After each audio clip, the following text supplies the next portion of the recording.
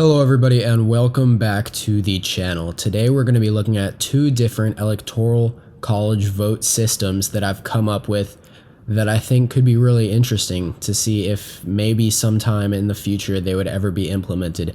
I highly doubt it, but it's just kind of fun and interesting to see what or how the election would have turned out in different types of formats for deciding the presidency.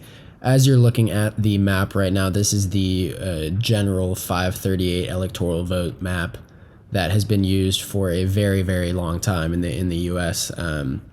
Obviously, in the 2016 election, Donald Trump won with 306 electoral votes to Hillary Clinton's 232, and this was the map of all the electoral votes by state and where each won. But without further ado, let's get into these two new formats. So the first format that we're going to be looking at is that in states where neither candidate receives at least 50% of the vote, their electoral votes are split, but the winner of the state, so whoever had more of the vote, would receive the higher share of the electors. So starting out in Nevada, neither candidate received all or 50% of the vote there, and thus Hillary Clinton receives 4 and Donald Trump receives 2 of their electoral votes. In Arizona, it's the opposite.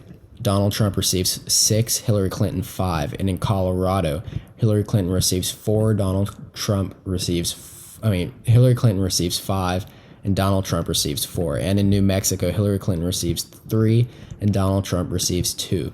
So far, Donald Trump currently holds 218 electoral votes to Hillary Clinton's 199. And in Minnesota, Hillary Clinton won there. Thus, Donald Trump receives 4 and Hillary Clinton receives 6. In Wisconsin, it's the opposite. Donald Trump won, so he receives 6 and Hillary Clinton receives 4. In Michigan, it is 9-7 as Donald Trump wins, and 16 can't be split completely evenly.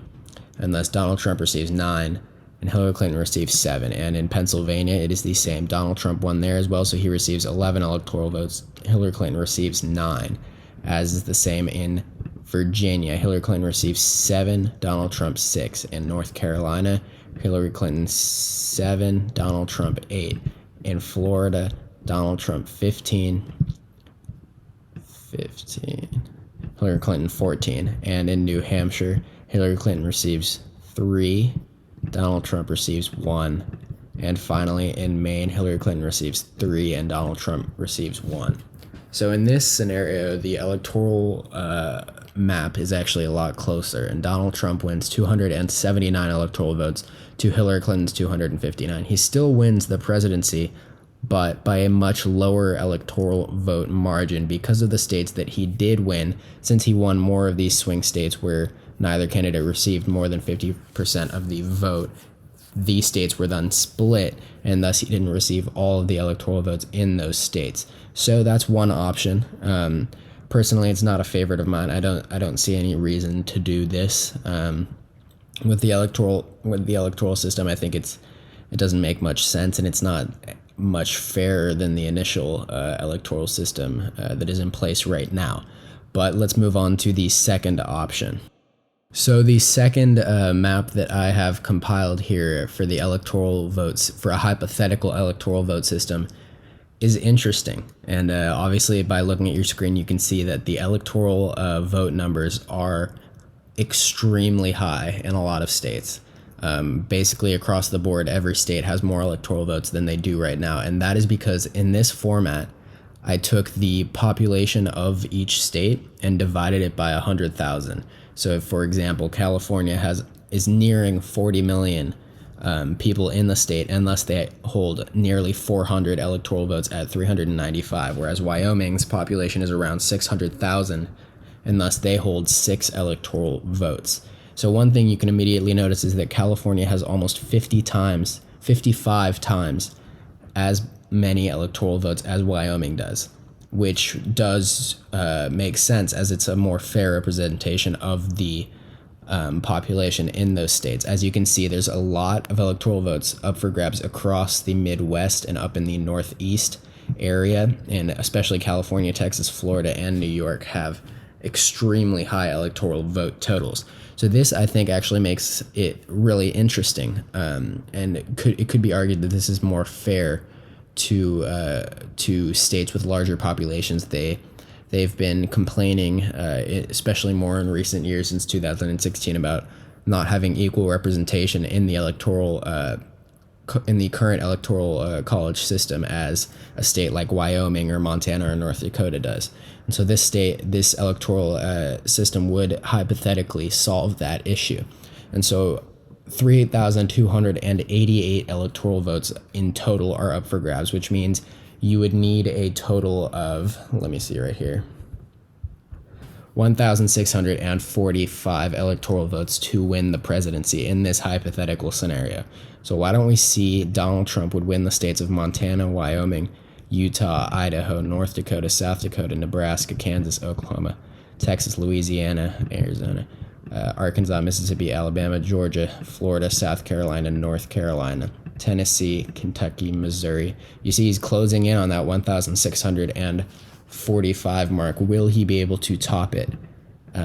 He will, even with the states of Michigan, Iowa, Alaska, and West Virginia. As you can see here, and the state of Indiana, just based on the, of course, we need a second. Just based on what he won in 2016, he actually does hold enough electoral votes to beat Hillary Clinton, even in this scenario where there is more representation or more even representation based on population. And initially, you probably would have thought that, what am I saying? Hawaii, that with more equal representation in the electoral system by state adjusted for population, that you would have thought that Hillary Clinton probably would have won, given that she had a popular vote lead in 2016. But that isn't the case, because in a winner-take-all system in states, Donald Trump still won more of the higher populated states than Hillary Clinton did. I'm talking about Texas, Georgia, Arizona, North Carolina, Ohio, Michigan, Pennsylvania, Wisconsin.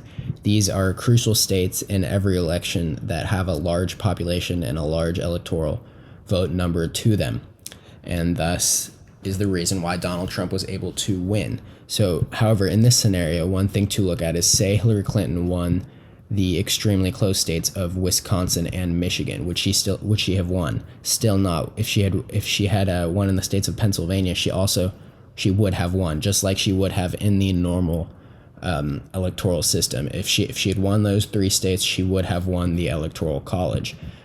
Say we go back to the original. Say she wins in the state of Florida. It's extremely close, but she would not have won, even if she won the state of Florida. That's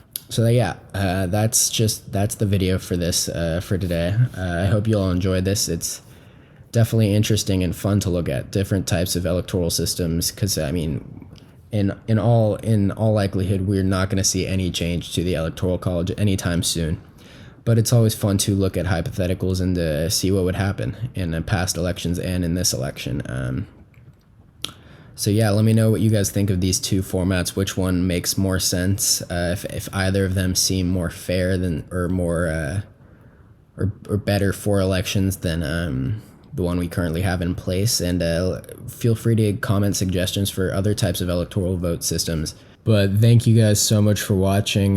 Make sure to like and subscribe to the channel down below, as well as share it to any of your friends. I really appreciate you tuning in, and I hope you like this video. Thank you guys so much for watching, and make sure to check out more content on our channel. I'll be back soon.